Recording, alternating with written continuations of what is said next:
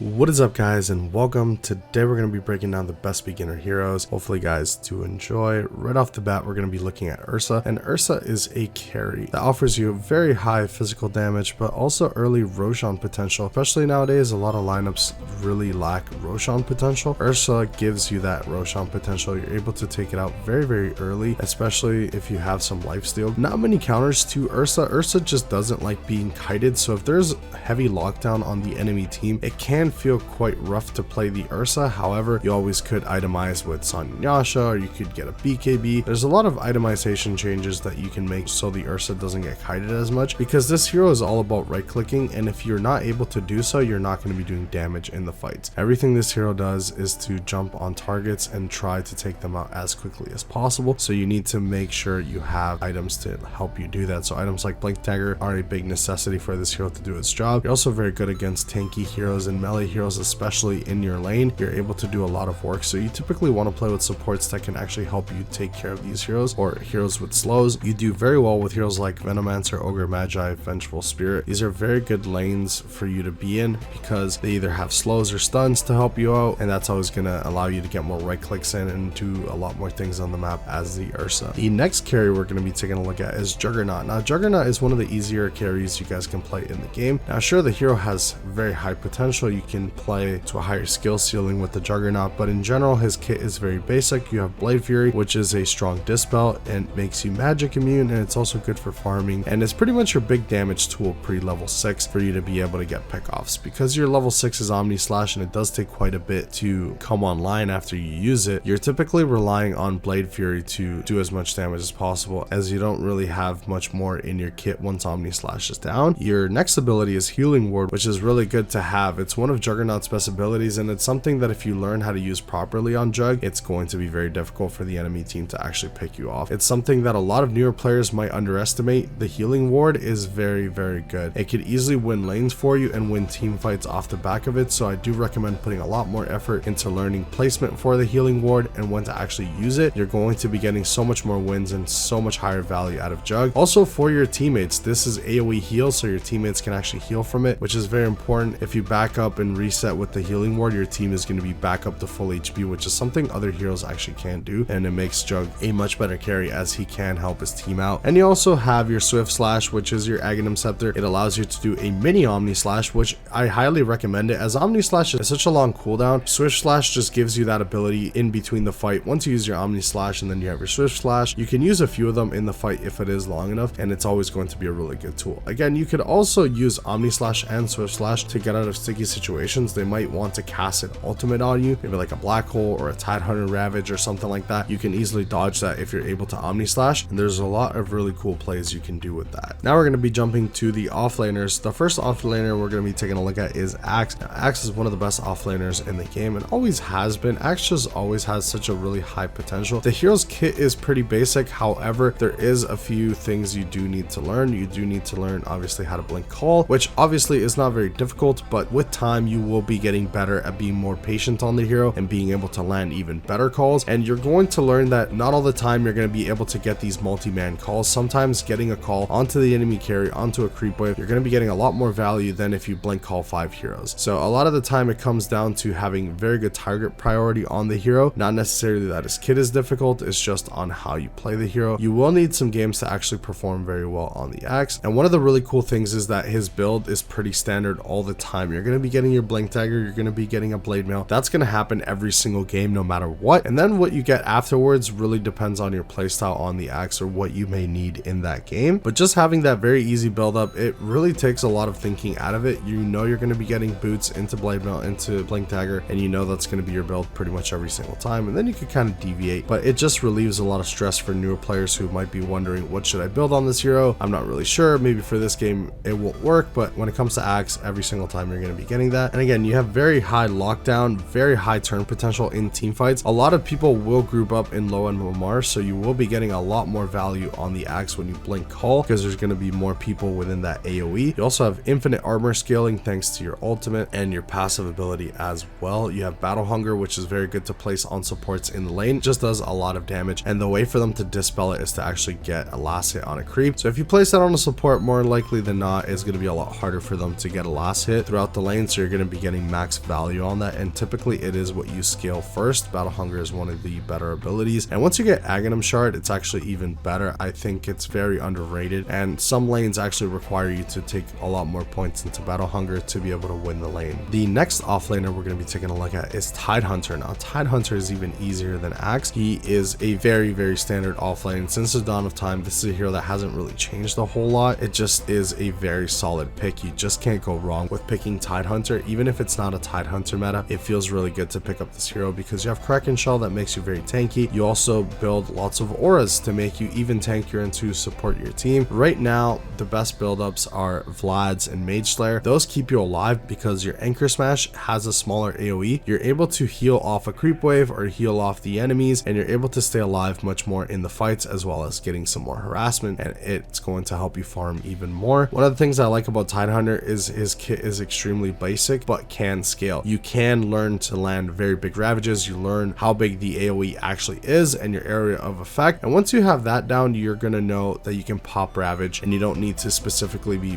that close to people. It has a pretty decent AoE, and it's one of the best team fight ultimates in the game, and that's something you're always going to want to have on your sideline. But you also have things like Dead in the Water, which is undispellable. This can cripple a lot of carries, especially agility carries, heroes like Anti-Mage or heroes like Phantom Assassin. These types of heroes that don't want to be slowed, they don't want to be locked down, and the fact that it's undispellable, it means they really can't do anything about it, and it's just going to help your team just clean up fights very easily. It is one of the best shards in the game by far, and I think if you're playing Tidehunter, you have to be picking this up quite early. Definitely let me know in the comments what you guys think about Tidehunter. Next, we're going to be breaking down some mid laners, and the first mid laner we're going to be taking a look at is Sniper. Now, Sniper is probably one of the easiest heroes in Dota to play. His kit is extremely basic. However, this hero just pumps out damage, and a lot of players just don't know how to play up against Sniper, and especially the lower MMR you go, or just newer players in general. Sniper can just feel like an absolute beast. It can feel like a raid boss on a hero that you cannot take out because he has so much range, and a lot of players like to play from the tree line, more hidden on the map. Those players are typically more successful because you have so much range, you're able to actually hit them and they're not able to see you thanks to Fog of War, and you do so much physical damage. It's actually kind of crazy sometimes, and you have very good high ground potential. So one of the really good things is even if you're behind on Sniper, you're able to defend your high ground very easily because the hero again provides so much damage to his team, and at really no cost. You don't really need cooldowns on Sniper. You are constantly just dishing out damage from very far away. You have to commit a lot to actually take care of Sniper. You have to get yourself a Blink Dagger on the enemy team, or just have the right heroes to be able to jump the backline and be able to take him out because he is quite squishy. However, a lot of times if they are a good Sniper player, they're going to be building items to defend themselves, items like Hurricane Pike or a BKB or a Silver Edge to be able to get out of sticky situations and just be a lot more tankier and have a lot more save. If there's save for the Sniper, it can feel really difficult because you can hard commit onto the hero and not pick him off. He can definitely turn around and take you out. Very easy pick for you guys to get the hang of the mid lane. If you guys want to dip your toes in the mid lane, you should be picking up Sniper, as he is a very solid pick with very few counter matchups and very few matchups in general that can pick him off in the lane and shut him down. Very difficult to do so in the lane, especially melee heroes that are getting picked a lot more often in the mid lane struggle so much against the Sniper. The next mid laner we're going to be taking a look at is Snapfire. Now, this is a more situational mid laner. It's not a hero that you want to pick up every single time on mid, and it does require a little bit more skill. However, I think Snapfire is a really good pick for any team. Mortimer's Kisses does require a little bit of skill and a little bit of practice on how to land them consistently, but other than that, the hero's pretty basic. You have Little Shredder for some extra damage. You have your Cookie, which is going to help you get some extra lockdown or maybe get your teammates out of a sticky situation. Snapfire is more of a mid to late game hero, so it's a hero that if your lineup wants to go late, always want to go late with Snapfire. Thanks to your Little Shredder talents, at your level 25 talent, you're going to be doing so much freaking damage. It's absolutely insane. And one of the beautiful things about Snapfire is you build a lot of physical damage, but you do magical damage with your kit, and that makes it really good. Having hybrid damage is always going to be a really good thing in your lineups because sometimes they can just build a Crimson Guard or a pipe and just completely deal with you that way. This time with a hero like Snapfire, you're doing a lot of magical damage with your Mortimer's Kisses, and you're doing a lot of physical damage thanks to your Little Shredder. It's also really good up against heroes like Phoenix that have Supernova. You're able to dish those attacks really quickly, and also against Serpent Wards from Shadow Shaman, you're also very good up against that. Pretty much anything that you need to hit fast. Abilities like Tombstone, very solid for you to pick up a Snapfire to be able to take those out